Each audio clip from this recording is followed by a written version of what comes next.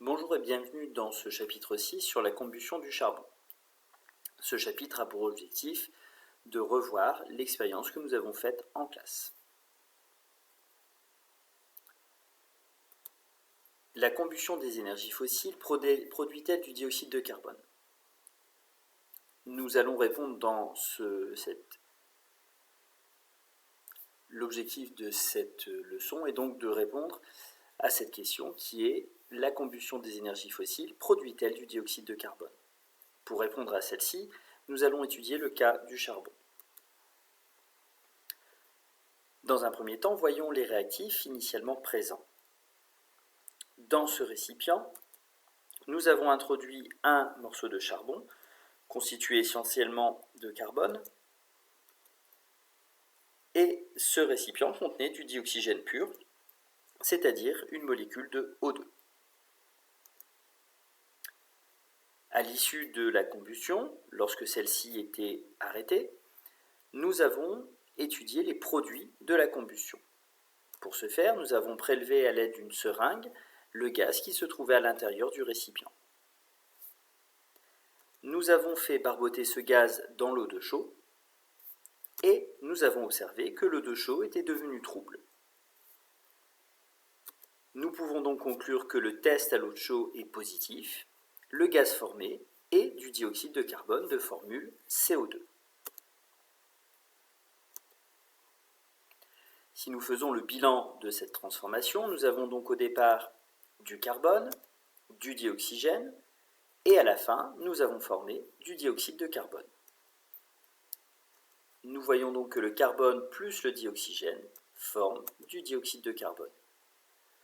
Si nous écrivons ce bilan avec les symboles et les formules, nous avons le carbone plus le dioxygène O2 qui va former du dioxyde de carbone CO2. Nous retrouvons donc ici la même chose avec les modèles moléculaires. Regardons l'équilibre de cette transformation chimique. Au départ, nous avons les réactifs. Carbone plus dioxygène. Et à la fin, nous formons du dioxyde de carbone.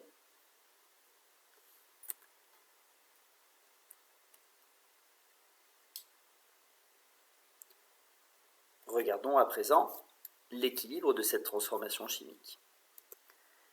Au départ, nous avons du carbone et du dioxygène. Nous avons donc un atome de carbone et deux atomes d'oxygène.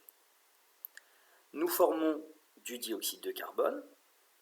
Le dioxyde de carbone est lui composé d'un atome de carbone et de deux atomes d'oxygène.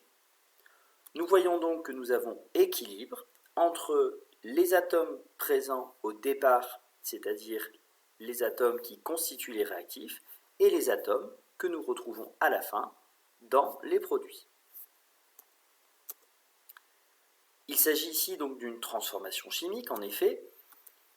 Des espèces chimiques appelées réactifs ont disparu. Il s'agit du charbon et du dioxygène. On dit qu'elles ont été consommées. Et de nouvelles molécules ont été formées, le dioxyde de carbone, CO2. On retrouve donc les mêmes atomes à la fin, mais réorganisés, c'est-à-dire assemblés différemment.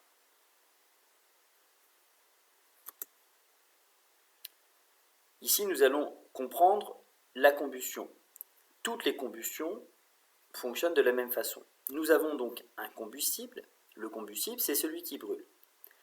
Et ce combustible va réagir avec un comburant, c'est celui qui permet la combustion, ici le dioxygène. Sans dioxygène, la combustion ne peut avoir lieu. Pensez à la bougie enfermée qui s'éteint très rapidement lorsqu'elle a consommé tout le dioxygène. Nous avons donc ici le triangle du feu qui permet de comprendre l'existence d'un feu. Celui-ci nécessite en effet trois composantes. Deux composantes de matière, le comburant et les combustibles, et une dernière composante qui est l'énergie d'activation. Le comburant, nous l'avons vu, c'est du dioxygène. Il y a 20% de dioxygène dans notre atmosphère. La chaleur, c'est-à-dire l'énergie d'activation nécessaire, est apporté par une étincelle, par un briquet, par une source de chaleur.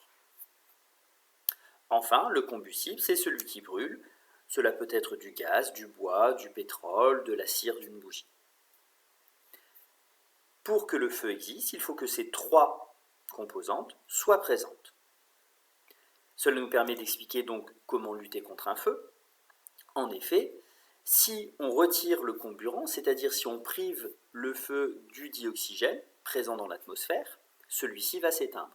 C'est le cas par exemple des extincteurs qui sont utilisés pour éteindre les feux électriques, et ces extincteurs utilisent de la neige carbonique, c'est-à-dire des cristaux de dioxyde de carbone, de CO2, qui vont recouvrir le feu et empêcher celui-ci d'être au contact du dioxygène présent dans l'air.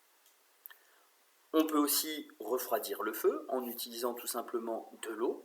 L'eau, en arrivant sur le feu, va se transformer de l'état liquide à l'état vapeur et va donc prendre une partie de la chaleur du feu, et ainsi, en diminuant la chaleur, le feu va s'éteindre.